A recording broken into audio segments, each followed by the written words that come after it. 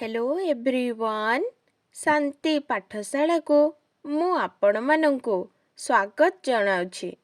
आजिकार एक नूतन वीडियो रे आमे आलोचना करिबा रेड क्रॉस उपरे एक सुंदर विषय वस्तु।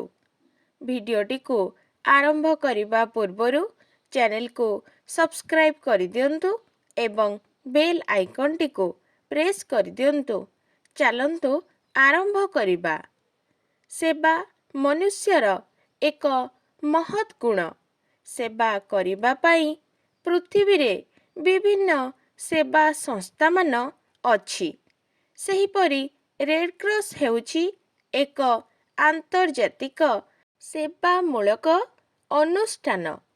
जाति धर्म वर्ण निर्विशेषरे विपन्न मानवर सेवा करिबा, रोग निराकरण ओ स्वास्थ्योन्नति विधान करिबा एवं युद्ध शांति समय रे दुष्ट जन गणर सेवा करिबा एहार प्रधान लक्ष्य।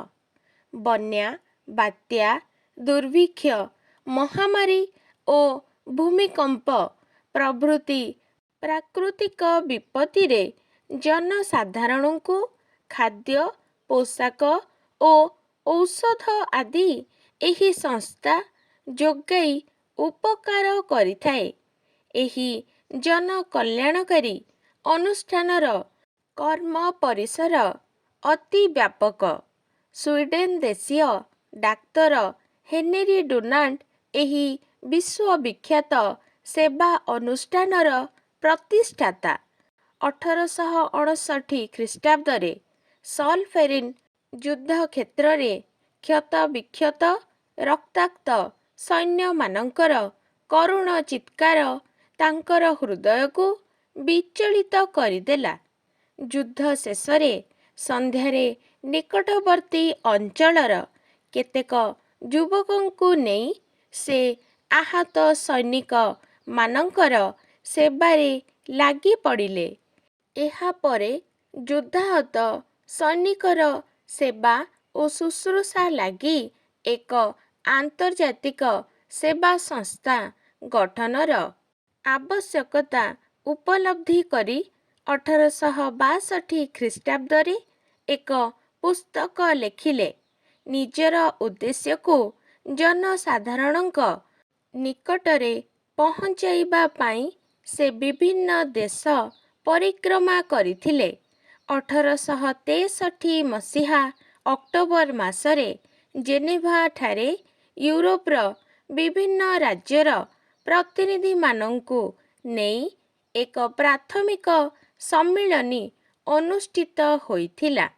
एही सम्मिलनी रे डाक्तर हेनरी डुनांट का प्रस्ताव सर्वसम्मति क्रमे गृहीत होइथिला। तत्परे 1864 ख्रीष्टाब्द रे स्विट्जरलैंड सरकार निमंत्रण क्रमे एक आंतर्जातिक सम्मेलनी विभिन्न देशर प्रतिनिधि को नहीं जेनेभा ठारे आहूत हैला। एही सम्मेलनी रेड क्रॉस जन्म नेला। जेनेभा ठारे रेड क्रॉस कमिटी गठन करागला। रेड क्रॉस र प्रधान कार्यालय जेनेभा ठारे अवस्थित। पृथ्वीर विभिन्न देशरे एही रेड क्रॉस समिति मान रहिछि। राज्यर जिला स्तर रे मध्य रेड क्रॉस सोसाइटी सेवा कार्य करूअछि। रेड क्रॉस र एक स्वतंत्र पताका अछि। पताकाटी रे धला रंग उपरे नाली रंगर छक चिन्ह विद्यमान। एहा निरपेक्षतार संकेत बहन करे। आहत मुर्मुषु सैनिकंकर सेवा करिबारे रेड क्रॉस र सेवामूलक कार्य उल्लेखनीय ओ अविस्मरणीय। प्रथम महायुद्ध समय रे सेवा पाई अमेरिका रे रेड क्रॉस अनुष्ठान 23,000 नर्स ओ 60,000 स्वेच्छासेवक नियुक्त करिथिला। वर्तमान स्वास्थ्य शिक्षा ପ୍ରସାର, ସେବା ଶୁଶ୍ରୂଷା, ଧାତ୍ରୀ କାର୍ଯ୍ୟ ଓ ବନ୍ୟା ବାତ୍ୟାରେ ସାହାଯ୍ୟ ରେଡ୍କ୍ରସ୍ ପକ୍ଷରୁ କରାଯାଉଛି।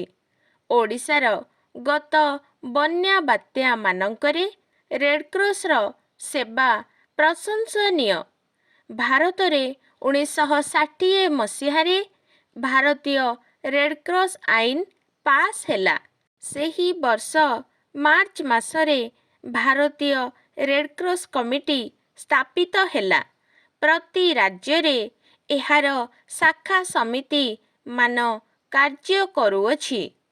ଏହି ସଂସ୍ଥାର ଉଦ୍ଦେଶ୍ୟ ମୁଖ୍ୟତଃ 4 ଭାଗରେ ବିଭକ୍ତ, ଯଥା ପ୍ରାକୃତିକ ବିପତ୍ତିରେ ସାହାଯ୍ୟ କରିବା, ସ୍ୱାସ୍ଥ୍ୟ ସଂସ୍ଥା ସମ୍ପର୍କରେ ଶିକ୍ଷାଦାନ, ଧାତ୍ରୀବିଦ୍ୟା ଶିକ୍ଷା ଓ ପ୍ରାଥମିକ ଚିକିତ୍ସାର ବିସ୍ତାର ଏବଂ ସ୍କୁଲ କଲେଜ ଛାତ୍ରମାନଙ୍କୁ ରେଡ୍କ୍ରସ୍ ସମ୍ପର୍କୀୟ ଶିକ୍ଷା ଦେବା ପାଇଁ ଜୁନିୟର ରେଡ୍କ୍ରସ୍ ସମିତି ସ୍ଥାପନ କରିବା। ଏହି ବିଶ୍ୱବ୍ୟାପୀ ଅନୁଷ୍ଠାନଟି ବିଶ୍ୱ ଭ୍ରାତୃତ୍ୱ ଓ ବିଶ୍ୱ ମୈତ୍ରୀ ପ୍ରତିଷ୍ଠା ପାଇଁ କାର୍ଯ୍ୟ କରୁଅଛି। ସମଗ୍ର ପୃଥିବୀକୁ ସେବା ଶୁଶ୍ରୂଷା ଯୋଗାଇ ଦେବା ଏହି ସଂସ୍ଥାର କାର୍ଯ୍ୟ ଅଟେ। ରେଡ୍କ୍ରସ୍ ଜରିଆରେ ଆନ୍ତର୍ଜାତିକ ସଦ୍ଭାବ ପ୍ରତିଷ୍ଠିତ ହୋଇଥାଏ। ସୁତରାଂ ଏହି ମହତ୍ ଅନୁଷ୍ଠାନକୁ ସର୍ବସାଧାରଣ ମୁକ୍ତ ହସ୍ତରେ ଦାନ କରିବା ଉଚିତ। ଆଜିକାର ଭିଡ଼ିଓଟି ଆପଣଙ୍କୁ କିପରି ଲାଗିଛି କମେଣ୍ଟ ମାଧ୍ୟମରେ ନିଶ୍ଚୟ ଜଣାଇବେ ଏବଂ ଲାଇକ୍, ସେୟାର, ସବସ୍କ୍ରାଇବ୍ କରିବାକୁ ଜମାରୁ ଭୁଲିବେନି। ଧନ୍ୟବାଦ।